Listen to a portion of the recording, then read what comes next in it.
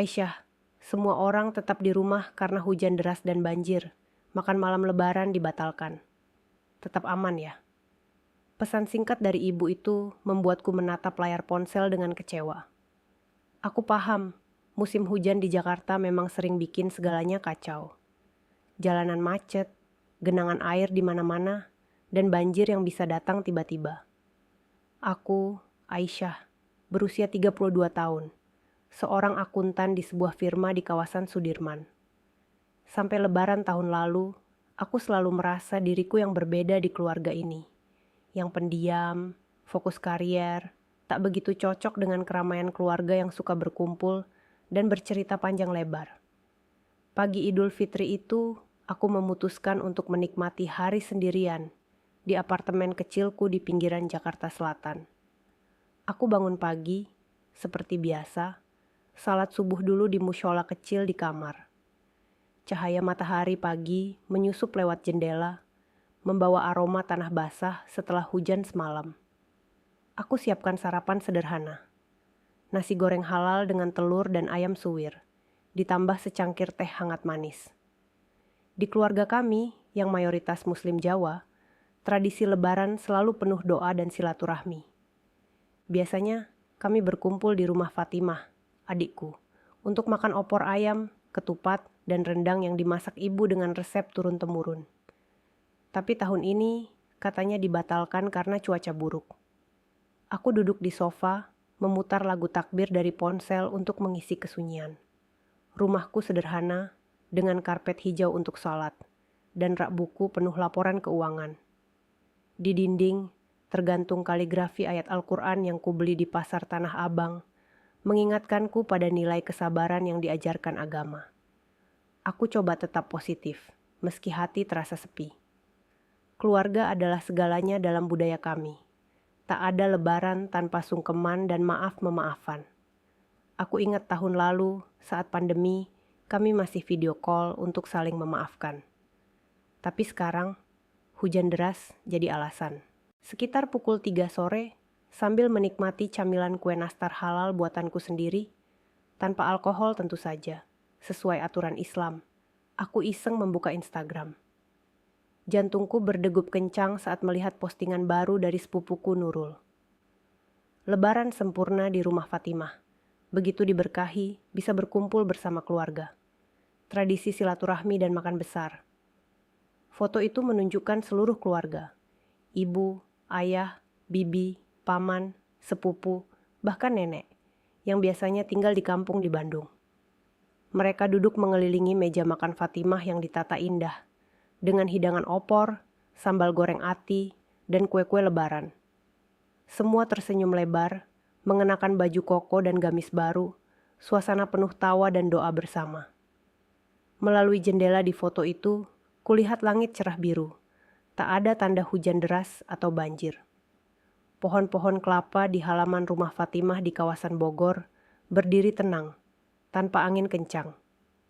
Tak ada genangan air di jalan depan rumah, seperti yang sering terjadi di musim hujan tropis ini. Tanganku gemetar saat aku gulir lebih lanjut. Ada ayah yang sedang menyajikan rendang.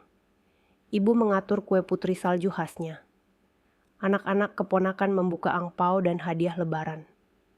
Alasan banjir itu bohong belaka. Mereka sengaja mengada-ada untuk mengecualikanku dari acara silaturahmi yang sempurna itu. Perutku mual saat kebenaran meresap. Semua acara yang katanya dibatalkan sebelumnya. Pertemuan keluarga kecil yang tak pernah kuundang. Berapa kali sebenarnya mereka berkumpul tanpa aku? Berapa lama mereka bersekongkol di belakang, mengecualikanku sambil pura-pura peduli. Di budaya kami, keluarga adalah ikatan suci. Tapi ini seperti pengkhianatan terhadap nilai-nilai Islam yang menekankan keadilan dan kasih sayang antar saudara. Aku ingat, di masjid dekat rumah, Ustadz sering ceramah tentang pentingnya menjaga silaturahmi, tapi keluargaku sendiri melanggarnya. Besok paginya, ponselku berdering. Itu ibu, berpura-pura tak ada apa-apa. Halo nak, semoga lebaranmu tenang ya. Kami kangen. Kata-katanya yang santai, tapi kejam membuat tanganku mengepal. Saat itu, segalanya akan berubah, meski aku belum tahu. Tumbuh besar di rumah keluarga kami di pinggiran Jakarta, aku selalu berusaha menjadi anak yang baik. Rumah kami sederhana, bergaya Betawi dengan halaman kecil yang ditanami pohon mangga dan jambu air, khas kehidupan tropis di Pulau Jawa. Setiap pagi, sebelum matahari terbit, aku bangun untuk sholat subuh bersama ibu dan ayah. Aroma kopi tubruk dan nasi uduk halal yang dimasak ibu mengisi udara. Sementara ayah membaca Al-Quran di teras. Di budaya kami, keluarga adalah pondasi, dan aku diajarkan untuk hormati orang tua, bantu pekerjaan rumah, dan jaga silaturahmi. Aku bantu ibu cuci piring setelah makan malam, belajar rajin di sekolah untuk dapat nilai bagus, bahkan aku rela tinggalkan mimpi jadi seniman lukis untuk kuliah akuntansi, karena ayah bilang itu lebih aman dan halal, bisa bantu keluarga tanpa riba. Sementara itu, adikku Fatimah selalu bebas melakukan apa saja.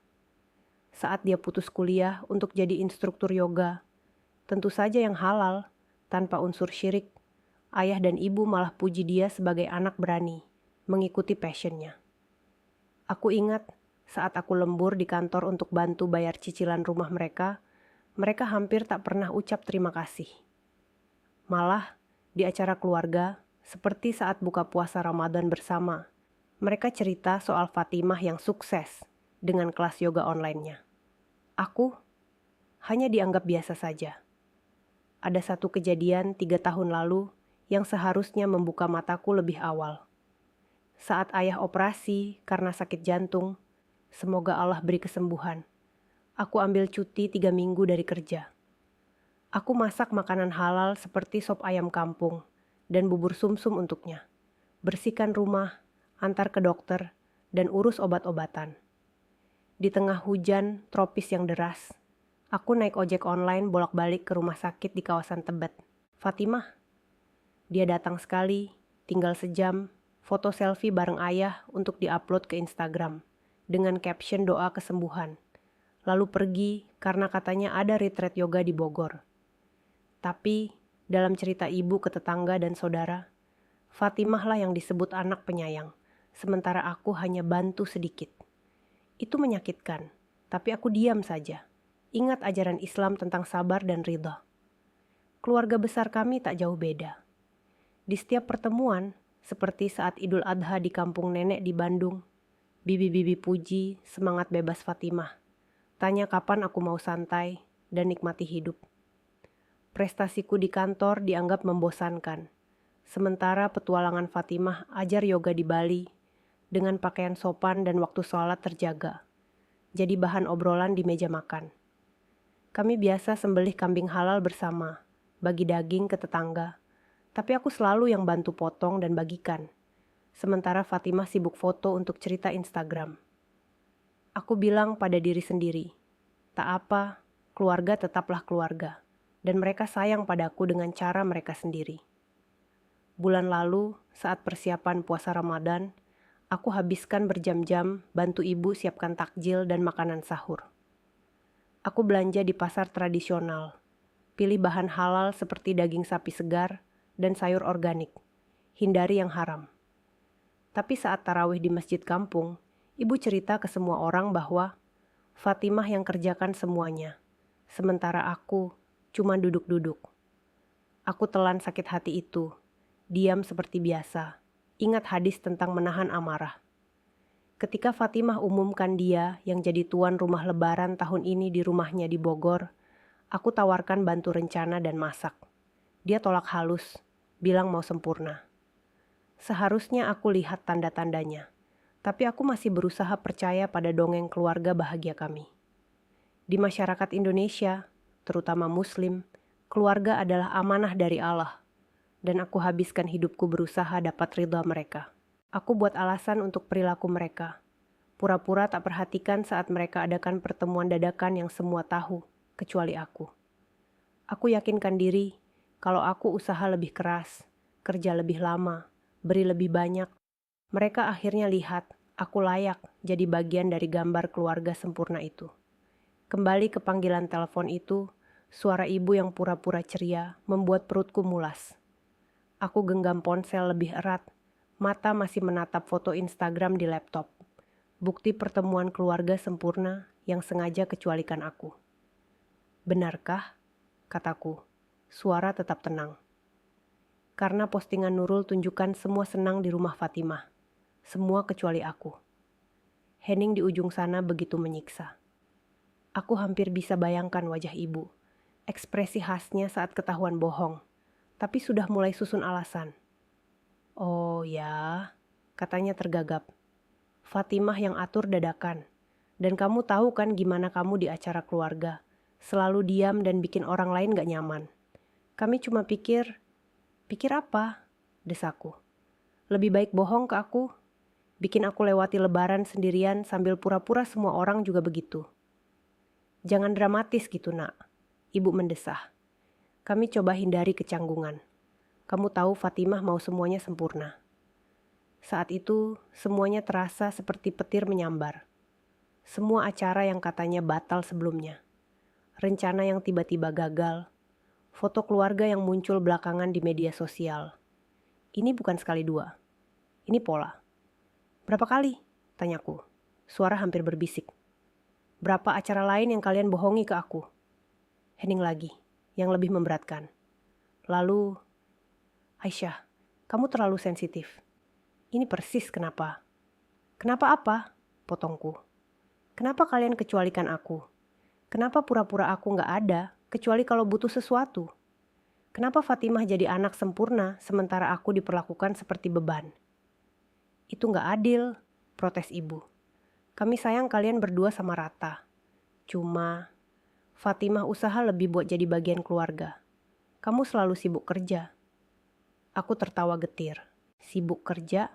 Maksudnya sibuk bantu bayar cicilan rumah kalian? Sibuk rawat ayah pasca operasi? Sibuk kayak gitu? Dengar ya, suara ibu jadi tegas. Kalau kamu begini terus, mending kita kasih ruang masing-masing. Telepon lagi kalau sudah bisa rasional. Garis telepon mati. Aku duduk menatap ponsel. Sementara 32 tahun kenangan tiba-tiba bergeser, jadi fokus yang tajam dan menyakitkan. Setiap alasan, setiap penolakan, setiap salah paham, semuanya sengaja. Aku bukan masalahnya. Aku tak pernah jadi masalah. Saat itu, aku berhenti buat alasan untuk mereka. Saat aku akhirnya lihat kebenaran. Aku bukan punya keluarga. Aku punya orang yang berbagi darah, tapi perlakukan aku seperti tambahan belaka. Di masyarakat kami, keluarga adalah ikatan suci dari Allah. Tapi ini seperti melanggar amanah. Aku ingat di masjid dekat apartemen, Ustadz sering ingatkan tentang dosa memutus silaturahmi. Tapi keluargaku sendiri yang potong ikatan itu. Setelah panggilan itu, sesuatu di dalamku pecah. Aku capek jadi keset keluarga. Di bawah langit tropis yang mulai gelap, dengan suara azan maghrib bergema dari masjid tetangga, aku buka laptop dan mulai tulis email ke seluruh keluarga.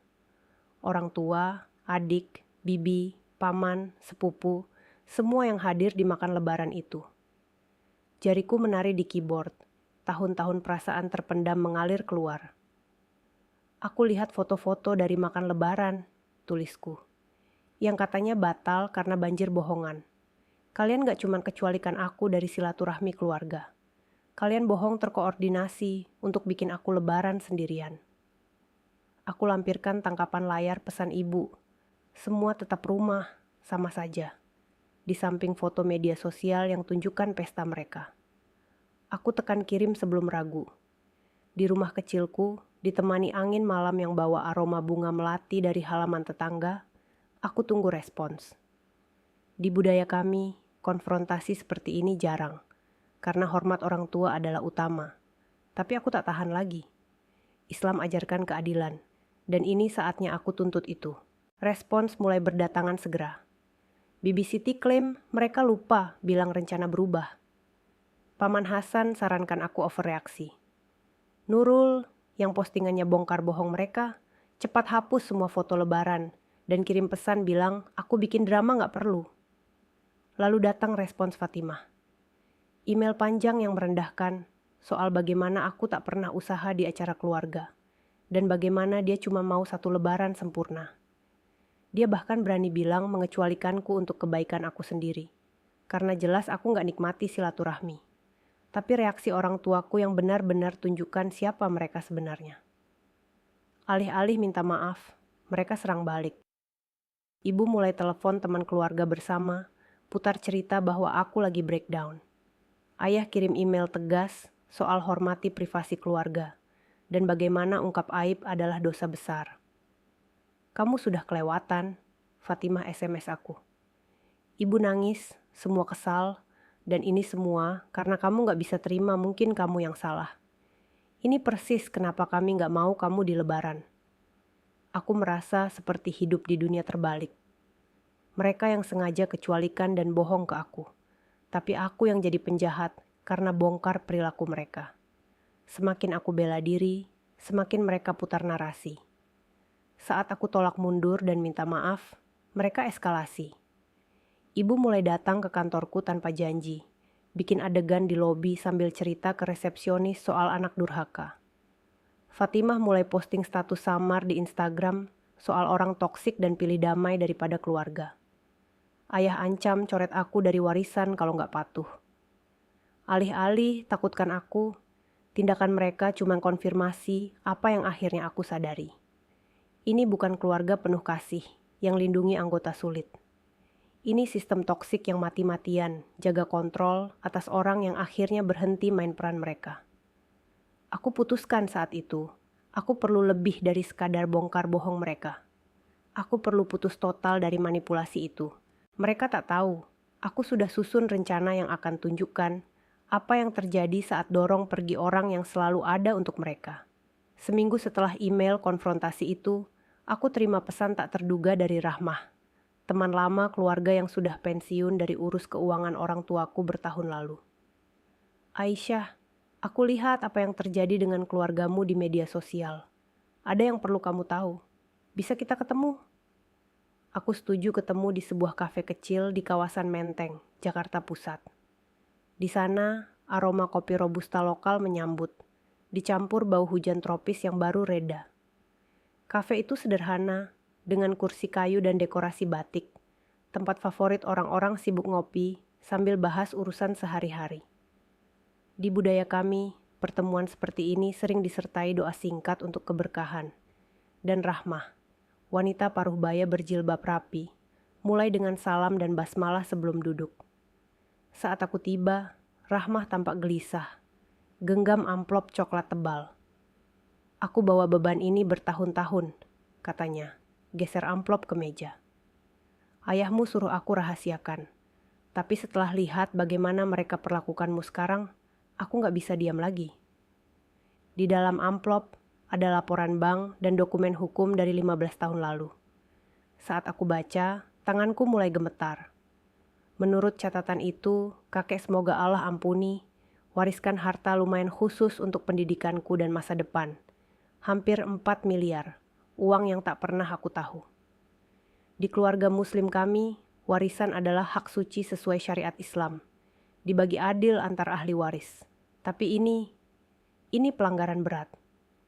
Ayahmu yang jadi wali amanat, jelas Rahmah pelan. Seharusnya dia kasih akses pas kamu umur 25. Malah, dia alihkan semuanya ke rekening Fatimah.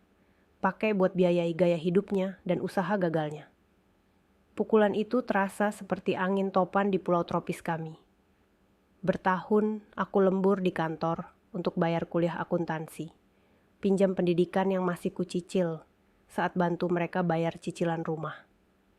Mereka duduk di atas warisanku, habiskan untuk Fatimah. Ada lagi, lanjut Rahmah.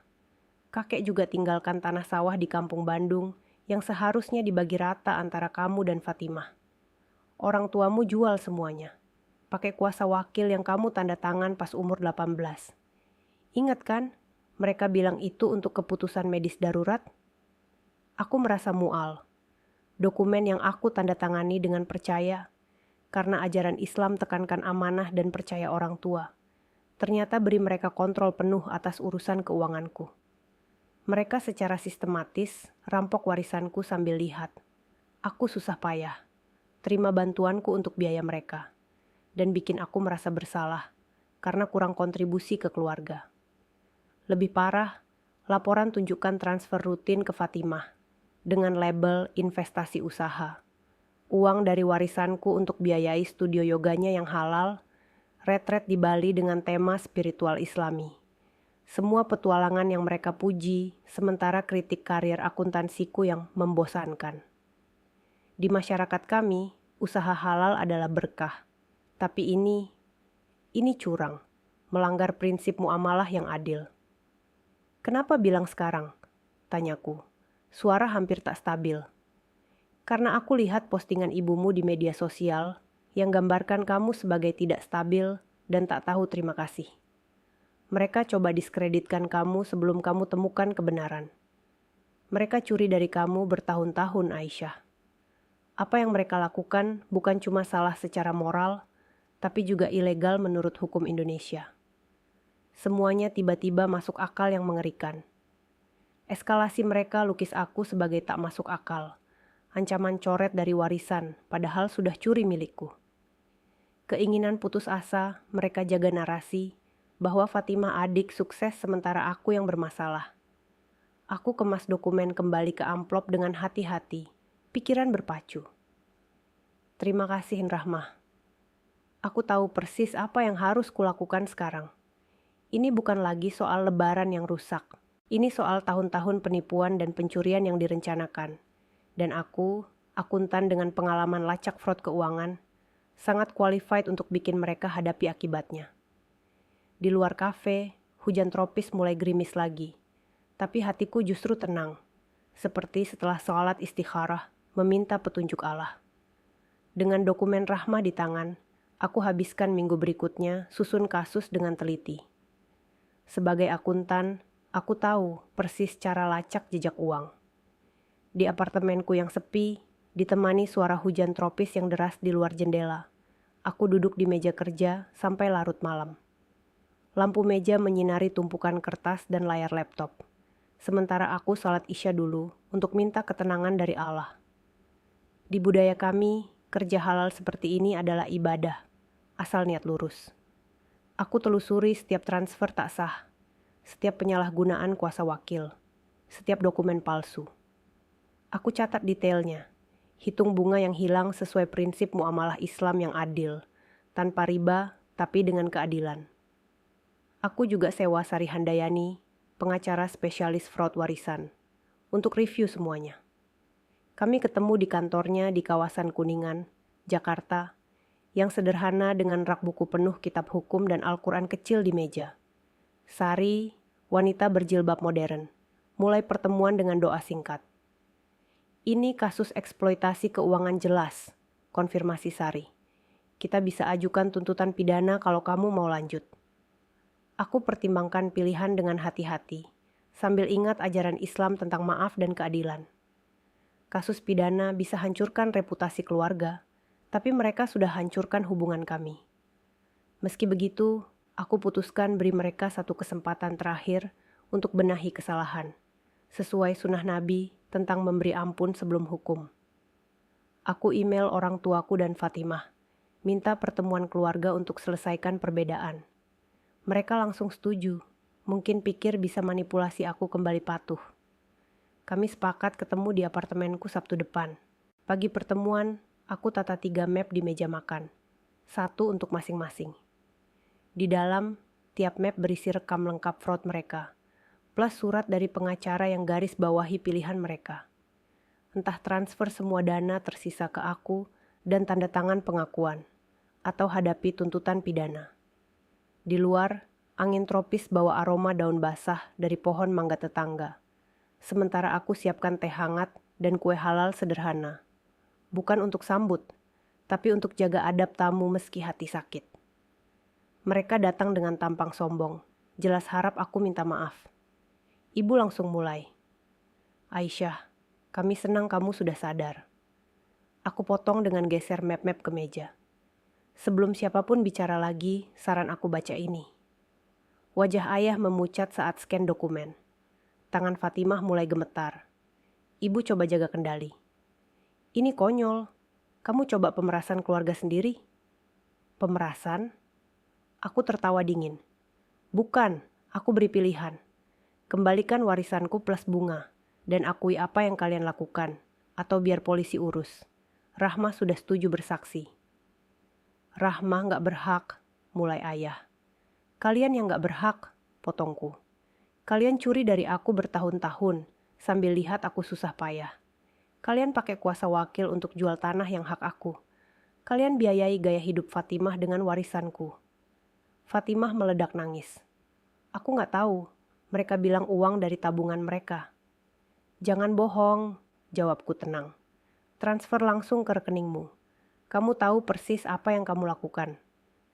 Ibu coba pendekatan lain. Pikirkan apa yang ini lakukan ke keluarga. Apa kata orang? Kalian seharusnya pikir itu sebelum curi ratusan juta dari anak sendiri, balasku. Kalian punya 48 jam untuk putuskan. Entah tanda tangan pengakuan dan atur transfer, atau aku ke polisi. Mereka pergi panik. Ayah hampir seret ibu dan Fatimah yang histeris keluar pintu. Dalam hitungan jam, grup chat keluarga meledak dengan pesan dari saudara. Semua bela mereka tentu saja. Tapi aku tetap tenang. Aku punya kebenaran dan bukti di pihakku. Bola sekarang di lapangan mereka. Kataku ke Sari lewat telepon malam itu. Tapi sesuatu bilang padaku, mereka gak akan pilih yang benar. Aku siap untuk apapun yang datang selanjutnya. Lagi pula, mereka sudah beri aku hadiah terbesar. Kebebasan dari manipulasi mereka. Batas waktu 48 jam lewat begitu saja. Seperti yang sudah kuduga, keluargaku pilih gengsi daripada kejujuran. Mereka tak tanda tangan pengakuan atau atur transfer apapun. Malah, mereka coba hancurkan bukti. Tutup rekening, sobek dokumen, bahkan tekan Rahma supaya tarik pernyataannya. Di rumah mereka di pinggiran Jakarta, yang biasa ramai dengan suara anak-anak tetangga, main di halaman tropis penuh pohon rambutan. Kini mungkin penuh panik. Tapi yang mereka tak tahu, aku sudah serahkan semuanya ke pihak berwenang sebelumnya. Di budaya kami, keadilan adalah perintah Allah, dan aku tak lagi ragu tuntut hakku sesuai hukum syariat dan negara. Pagi setelah batas waktu habis, aku resmi ajukan tuntutan. Siang harinya, polisi sudah datang ke pintu mereka dengan surat perintah geledah. Aku pantau dari kantorku di Sudirman, sambil salat zuhur di musyola kantor untuk minta kekuatan. Ceritanya mulai terungkap. Ayah digiring dari tempat kerjanya di sebuah perusahaan kecil di kawasan Tanah Abang. Tangan diborgol di depan rekan-rekannya, yang biasa dia ajak ngopi setelah Jumatan. Studio yoga Fatimah di Bogor disita sebagai aset yang dibeli pakai dana curian. Tempat yang dulu dia banggakan dengan kelas spiritual Islami, kini ditutup paksa. Siswa-siswanya kebingungan. Ibu, dengan citra sosialnya yang rapi, ditangkap saat lagi rapat panitia amal di masjid dekat rumah, di mana dia biasa atur penggalangan dana untuk yatim piatu. Wajahnya yang biasa penuh senyum saat bagi takjil Ramadan, kini pucat pasi. Grup chat keluarga meledak lagi, tapi kali ini nadanya beda. Saudara-saudara yang dulu abaikan klaimku tiba-tiba diam saat bukti jadi catatan publik. Koran lokal di Jakarta jalankan berita tentang jatuhnya keluarga terhormat ini. Kasus penggelapan warisan, orang tua dan anak terlibat.